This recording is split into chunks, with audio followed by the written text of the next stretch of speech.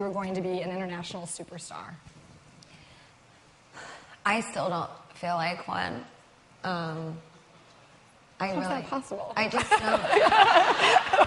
I know that sounds very silly, but even this morning I was getting ready to tweet that I was coming here today, and I got like 50 freaking emails like, don't tweet it, they don't want anyone to know.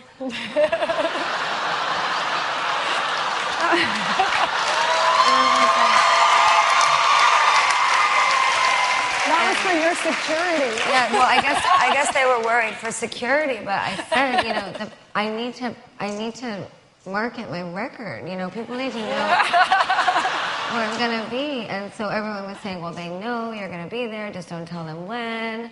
And oh my gosh, my security is always, they want to shoot me because I will literally leave the house and go to the bodega down the street where I live in New York, and they're like, where are you? Because where I live, I have been hustling for so long that it's more just like, you're home, like everybody's so cool. And I guess even though my first album was called The Fame, that was never the ultimate goal of any of this. It was always that I just really am genuinely a musician to my core. And a lot of people don't know that about me, but I write every lyric, every melody. I'm in there with the producers, whipping them to make the new future of music. And that is why I'm here. I'm not here to be a superstar. But, so yes and no. I never, ever, there was never a day when I woke up and said I'm a superstar. I'm still waiting for that to happen. Fair enough. So, in terms of formative experiences, Hugs and Kisses XOXO 94 from Pennsylvania asks... I love the internet. You said that in school a lot of people bullied you and didn't like you. Now that you're famous, have any of them tried to quote-unquote apologize and become friends? If so, what did you say to them? I wouldn't say apologize. There's been lots of concert ticket requests. And I think one of the most awkward things that anyone ever said to me was, well, my, how the tables have turned. But to be honest, I don't have that kind of vengeful spirit in myself, and I never did. It was just more that, and I say this with so much, genuineness from my heart, is that bullying really stays with you your whole life.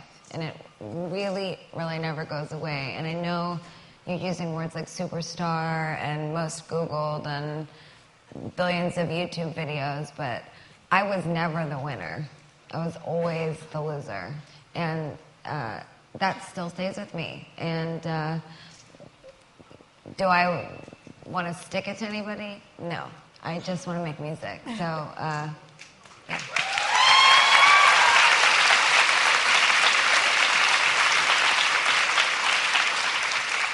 And well, I think bullying is a really big issue right now, especially because it's exacerbated by the technology.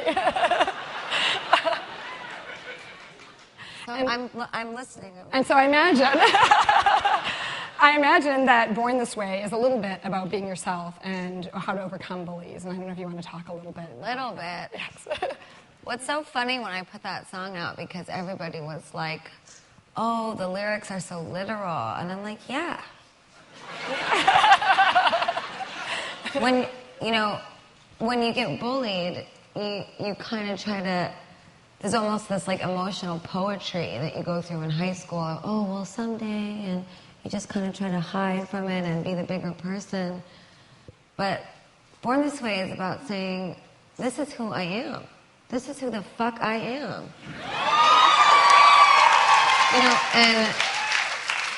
And there's, the next single, Judas, is like this very classic Gaga record, but more importantly, the song Born This Way is this like gateway drug for the album, and really trying to say in the most literal and honest way that I can that when I go to the Monster Ball, I see something so fearless and so special in my fans, but I also see something afraid. something that I was, something that was unsure.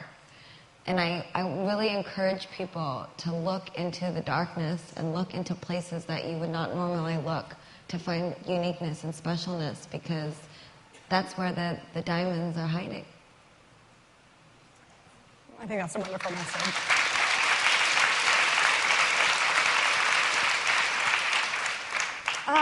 And you actually are a very classically trained pianist, jazz musician, and one of our video questions from Leopard Scar 20 actually is about your... Leopard Scar? You gotta love the Leopard Scar. Leopard Scar 20 wants to know a little bit about your training ongoing, so we'll go ahead and roll that video. Hey Gaga, this is Rudy Hernandez, one of your little monsters from Portland, Oregon. My question is I was just wondering if you still took piano training and vocal training to improve your skills. It'd be great to hear you answer my question. I can't wait to see you again here in Portland, Oregon, and pause up. A cutie. I love my fans. Yes, I actually vocally rehearse every single day. I do a 30-minute warm-up every single day. It's been the same vocal warm-up that I've been doing since I was 11 years old. I've had my mentor, Don Lawrence, has been my voice teacher since I was 11, so it's over 10 years now. And in terms of piano, piano's funny. I mean, it's kind of this thing that always stays with you. I don't know if there's any pianists in this room, but if you don't practice for a little while and then you focus on it, you kind of get your chops back pretty quickly. So what I do mostly for piano is I try to find time when I'm in New York City or on the road to do shows and have jam sessions with my band just for fun. So whenever you see those really horrid photos of me looking drunk at a piano bar, I'm actually rehearsing. That's just how I like to rehearse. I like to have a couple martinis and play some Cole Porter, and that's just the way I like to learn. But stay in school.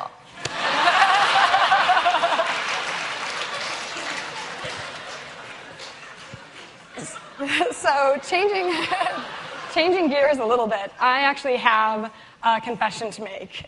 So we'll pull a picture up here. I was you for Halloween in 2009. You were? I want to see it. Which me? And you can see it here. So, fabulous. Chips on my hat. Look at you. So, I guess transitioning to your style has inspired so many people. And now, what is it about? Is it because it's a blonde in New York? Blonde, and I have stars on my face and the long eyelashes. Oh, I see. I'm sorry, I don't There's know. poker chips on my hat from Poker Face. So, okay.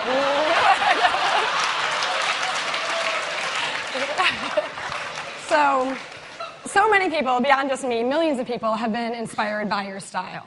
And one of the fans would like to know, Sir Gaga official. Sir Gaga. Would like to know, with all the clothes you have, how do you decide what to wear every day, and what happens to the garments after they're worn? How do I decide what to wear? It's actually not quite as complicated as some of you might imagine. I'll plan months ahead for certain things for example, at the Grammys, the Hussein Chilean vessel, although it's become known as the egg, he wants me to remind you it's the vessel. That took months and months of conception, and I wanted to do a whole performance art piece that began on the red carpet and ended after the performance. So certain things take a while, and yes, I do view the vessel as a fashion piece. But like today, I wore the same black dress because I wanted the fans to recognize me a certain way when I enter the Google building.